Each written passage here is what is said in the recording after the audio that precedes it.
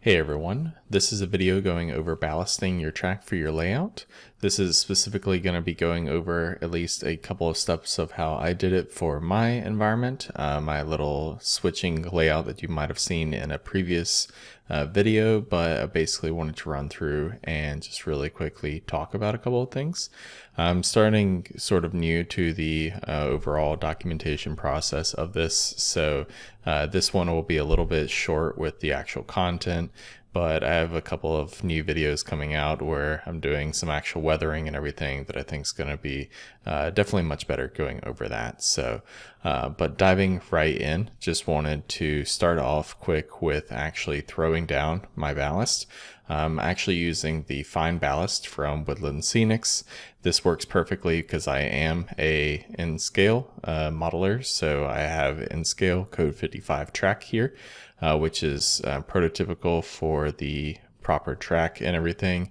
Makes it a little bit harder just because it is such a small track, has really close ties to each other, and so the process of getting it to work well with ballast I think can be a little bit difficult, like I said.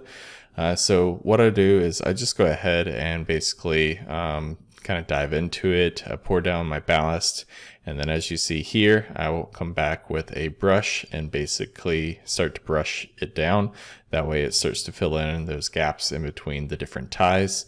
This is just a really quick sort of rough pass, especially with the kind of flat or straight areas of the track.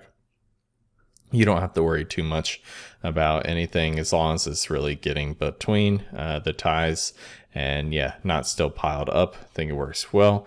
Generally, I'll come back through as well and look at that further. But as you see as well here, kind of in between our tracks, I will go and use my finger and basically just flatten things out. I find this to be a little bit better instead of like the brush or so, because I have more control over it and it doesn't get as crazy.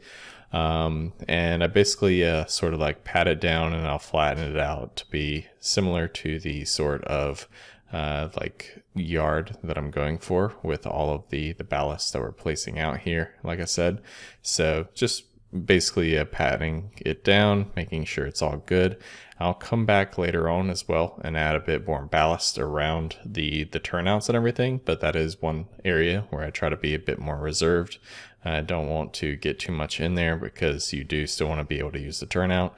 So that's something that I generally like go a little crazy at first with the rest of the track, but then when I come back, I'll do that second pass of being a little bit cleaner around the turnouts and such. As you see here, you can see where like the piles are sort of like prioritized and everything, and mostly they're avoiding any of the actual turnouts that I have in the switches that we have there. So and then yeah, over here I'm starting off a little bit with like some finger pushing down, but I am going to come back in with just a very simple paintbrush and start to push that ballast across as well.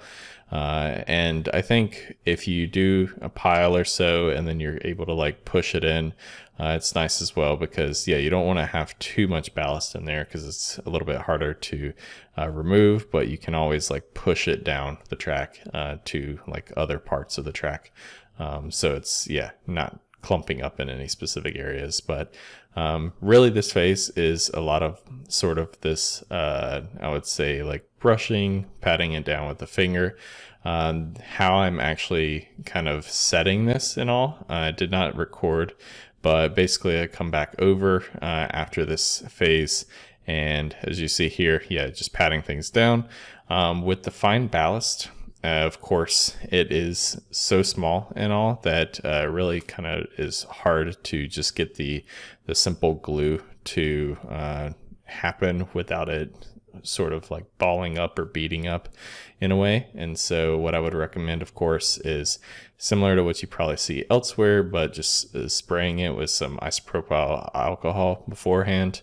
It doesn't have to be a ton. Mix it with water and such, but it basically just gives that sort of like release to where you're able to then come back with your glue and water mixture.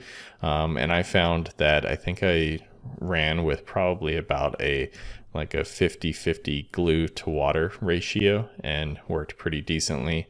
If need be, you can, adjust it with, whatever you sort of need. But I think that seemed to work quite well for my sort of setup, at least here.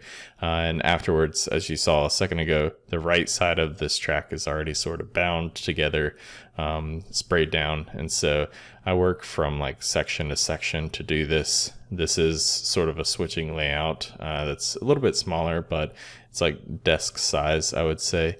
But it just, it allows me to kind of be a little bit more like hands-on and I guess careful with what I'm doing. But since this is a sort of a yard layout as well, one other thing you might notice is that it is overall very flat. I will have some vegetation in here, just getting some grass and everything else later on, but I won't mostly, like, there's not as much of kind of a raised, I guess, bed when you're inside of like the train yards.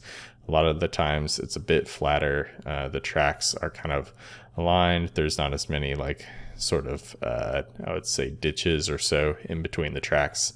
So overall, I would say just a flatter vibe overall, and that's what I'm trying to go for. But as we see here, starting to get things down, and this will be the phase that once I'm kind of happy with it, I'll run my fingernail through as well and make sure that there's no sort of like rock or ballast sort of beating up on the sides. And then it's time to basically set it with that alcohol as well as the glue. So that's about all for the video that I have this week. Like I said, going to be much better about actually sort of like documenting my process and everything. So if you're interested in seeing how this layout, forms and just overall comes together, feel free to like and of course subscribe to check out future videos. But hope you enjoyed just seeing this little sort of process that I did and what worked for me with my Code 55 track in N scale. And I'll see you in the next video.